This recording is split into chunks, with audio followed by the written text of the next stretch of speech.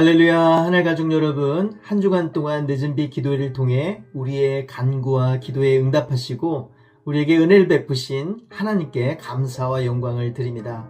오늘 또 하나님의 말씀에 의지하여 믿음의 길 가시는 저와 여러분이 되길 소망합니다. 오늘 함께 나눌 생명의 말씀은 여호수아 3장 9절에서 17절 말씀입니다.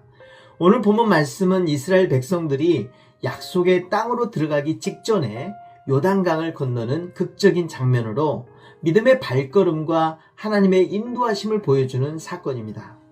먼저 여호수아는 백성들에게 가까이 와서 하나님의 말씀을 들으라고 선포합니다.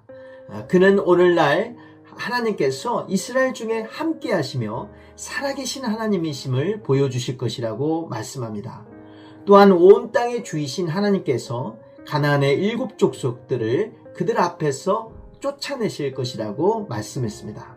오늘 본문 말씀 13절에 온 땅의 주 여호와의 궤를 맨 제사장들의 발바닥이 요단 물을 밟고 멈추면 요단 물 곧 위에서부터 흘러내리던 물이 끊어지고 한 곳에 쌓여 서리라고 했습니다. 언약궤는 하나님의 임재와 다스리심을 상징하는 것입니다. 우리가 인생이라는 여정을 살다 보면 요단강과 같은 어찌할 수 없는 문제에 직면할 때가 있습니다.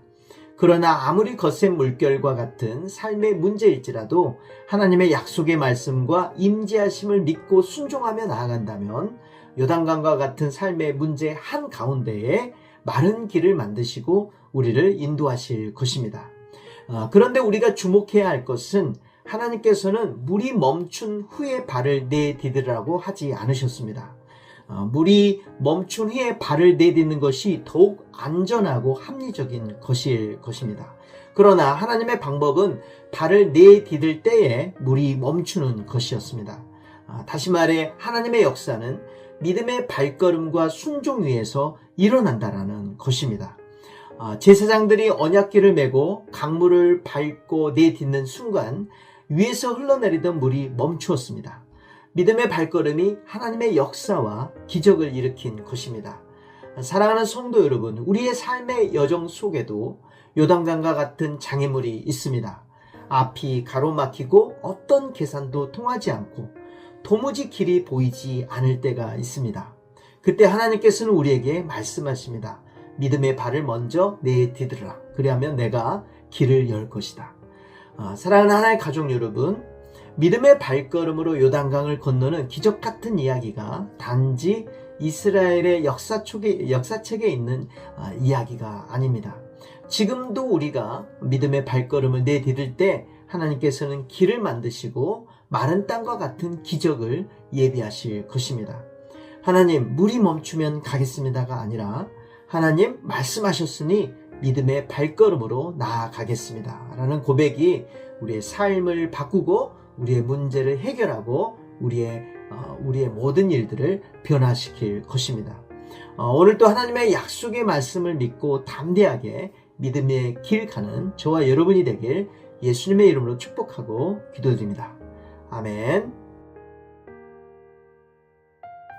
묵상톡 1분 기도 이은경 권사입니다. 오늘은 선교사님을 위해 기도합니다. 사랑과 구원의 하나님, 온 땅 가운데 복음의 사역을 위해 선교사님들을 귀히 사용하시며 우리로 동역하게 하시니 감사합니다.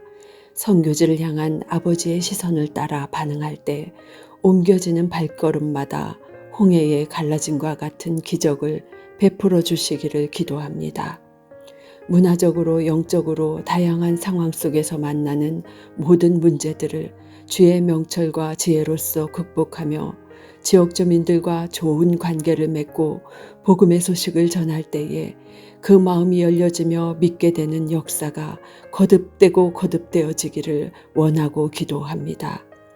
오랜 타지 생활 속에서 지치지 않도록 육체의 강건함을 주시고 외롭고 힘들 때마다 하나님의 따뜻한 위로를 경험하게 하시며 행복한 가정을 통하여 기쁨을 누리게 하여 주시옵소서. 모든 선교 활동이 아버지께 영광이 되고 소망이 없는 인류에게 구원이 되는 귀한 사역이 되게 하여 주시기를 예수님의 이름으로 기도합니다. 아멘.